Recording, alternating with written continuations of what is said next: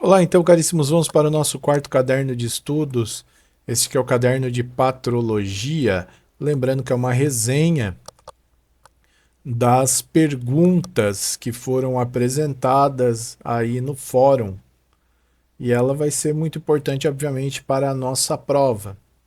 Então vamos lá. A patrologia, ela é o estudo dos padres da igreja, homens que viveram nos primeiros séculos do cristianismo e ajudaram a preservar, explicar e defender a fé cristã. Eles foram verdadeiros mestres da igreja, responsáveis por transmitir os ensinamentos recebidos dos apóstolos e enfrentar os desafios do seu tempo. Estudar os padres da igreja é como voltar às origens do cristianismo. Por meio deles, entendemos como a doutrina foi sendo formulada, como surgiram muitas práticas da igreja e como a fé foi preservada ao longo dos séculos. Entre os grandes nomes da patrística, um dos mais conhecidos é Santo Agostinho. Seus escritos influenciaram profundamente a teologia cristã, especialmente com temas como a graça, a conversão, a fé e a relação entre Deus e o ser humano.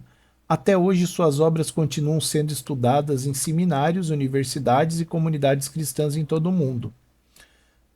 Ao avançarmos na história, encontramos os chamados padres apostólicos. Eles viveram entre o final do século I e o início do século II e tinham uma ligação muito próxima com os apóstolos e com seus discípulos. Seus escritos ajudam a entender a transição entre a época apostólica e a formação da tradição da Igreja. Um exemplo importante é a Carta aos Coríntios, escrita por Clemente Romano. Nela encontramos ensinamentos sobre a unidade, a humildade e a comunhão entre os cristãos.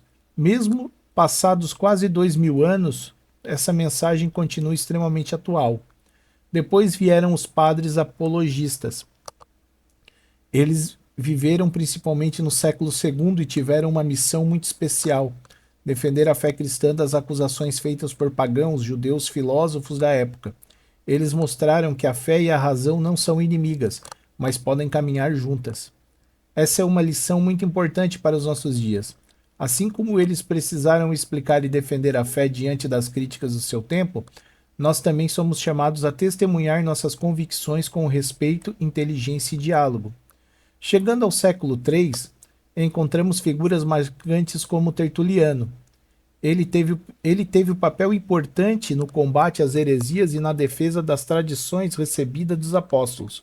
Sua preocupação era proteger a integridade da mensagem cristã diante de interpretações equivocadas do Evangelho. Mas, se existe um período conhecido como auge da patrística, esse período é o século IV, frequentemente chamado de século de ouro da patrística. Foi uma época de intenso desenvolvimento teológico e de grandes debates sobre a fé cristã.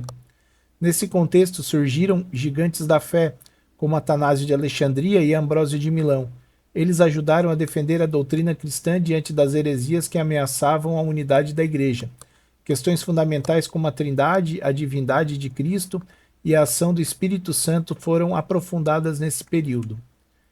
Entre esses grandes nomes, Atanásio se destaca pela coragem. Mesmo enfrentando perseguições e exílios, permaneceu firme na defesa de sua fé. Sua vida nos ensina a perseverar na verdade mesmo quando surgem dificuldades.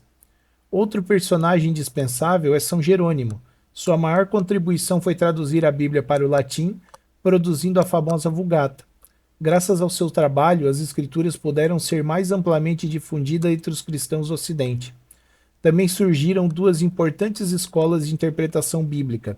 A escola de Alexandria valorizava a interpretação alegórica, buscando sentidos espirituais mais profundos nos textos bíblicos. Já a escola de Antioquia dava maior atenção ao sentido literal e histórico das escrituras. Ambas contribuíram enormemente para o estudo da Bíblia.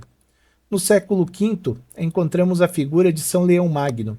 Ele viveu durante o período de crise do Império Romano e exerceu forte liderança como bispo de Roma, defendendo a ortodoxia e o fortalecimento da unidade da Igreja. Também merece destaque Egéria, cujos relatos de viagem se tornaram uma fonte valiosa para compreendermos a liturgia e o monaquismo dos primeiros séculos. Graças aos seus escritos, conhecemos melhor como os cristãos celebravam a fé nos lugares como Jerusalém, Sinai e Egito. Ao final desse percurso, percebemos que a patrologia não é apenas um estudo do passado, ela continua extremamente atual. Os padres da Igreja enfrentaram desafios semelhantes aos nossos: dúvidas, perseguições, divisões, heresias, mudanças culturais. Essas respostas continuam inspirando o cristão até o dia de hoje. Então, pessoal, eu fiz um apanhado geral aí, praticamente com um conjunto das respostas de todas as perguntas dessa parte aí desse assunto que estão lá no fórum, tá? Bom estudo a todos. Muito obrigado.